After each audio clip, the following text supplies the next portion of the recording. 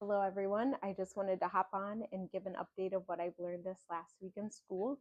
So, we focused on the musculoskeletal system and then some other pain conditions kind of related to that.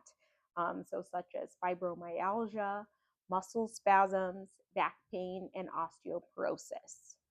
Um, One thing I really enjoyed considering in regards to pain um, is looking at things and choices that we're making day to day that can contribute to pain, can potentially cause more inflammation or imbalance in the body. And so, just considering those aspects and being able to provide lifestyle modifications along with potential medications to help with pain if it's warranted. So that's where I really enjoy that kind of like bridge of both approaches, or even discussing with the patient, like, hey, would you like to try some of these lifestyle things first before we try other approaches for pain? We talked about the importance of nutrition. So, nutrition as far as having good nutrients in the foods that we're consuming.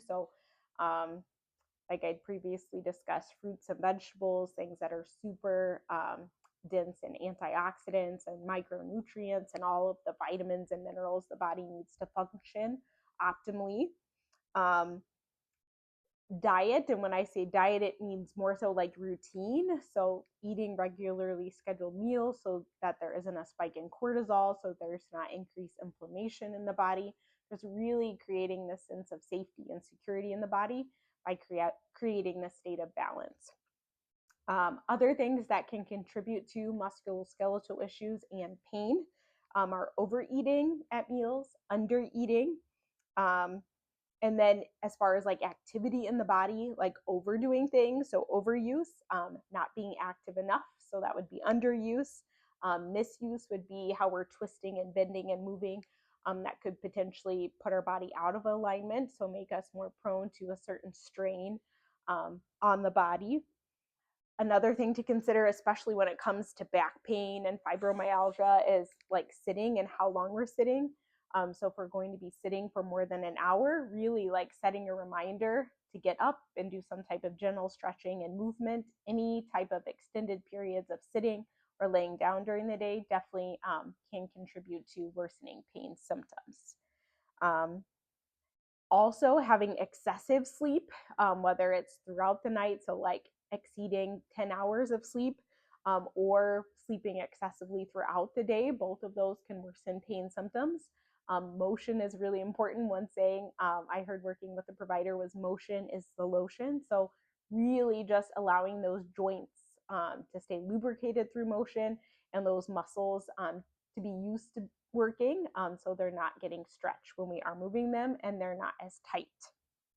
Um, Stress can affect pain syndrome. So it's not only psychological stress, but physical stress on the body, stress in regards to food. Anytime the body's unsure when the next meal will be, that can be a stressful experience on the body. Trauma, of course, can contribute to pain. Um, but it's not always trauma that's causing pain. So it can very much be lifestyle things. Alcohol can worsen pain. Alcohol is a neurotoxin, so especially in regards to pain that involves the nerves specifically.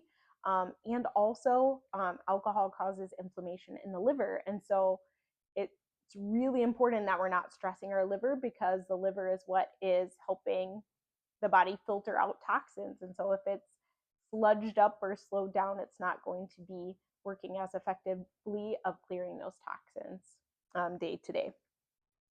One other thing that I thought was really interesting to consider in regards to taking Ayurvedic assessments with pain is considering potential doshas that could be out of balance. So, like Vata back pain tends to be like variable, so it waxes and wanes. It tends to be more like sciatica symptoms, so that's like a burning or tingling kind of starting in the low back, radiating into one or both sides of the glute and the leg. Vata pain can move, so it's not always like isolated to one particular area. Um, Pitta pain would be so more of like a burning, a heat, swelling. Tends to correlate more so with like disc impingement in the spine, where it's like affecting a spinal nerve. Kapha pain or kapha imbalance related pain would be more so dull and heavy, Patients may report more stiffness in the morning. And then also, those pain symptoms tend to increase during the kapha times during the day. So that would be in the morning or early evening. Those patients may say, "Oh, I have more symptoms." So that would be a sign of like kapha imbalance in that patient. So I really enjoy considering this perspective of what could potentially be imbalanced in the body and what are different tools, both including nutrition, daily routine, movement, like how can I help to bring that dosha back into a greater state of balance. Spices are really important for helping to support the physiology of the body as well as to decrease inflammation. Um, Really looking at foods that we're consuming as a way to support the body, and then especially during seasons of change. So kind of a season of life I'm getting closer to, and I'm really thankful for this training, is like really looking at how I can support my body as I enter that perimenopause, menopause stage of life.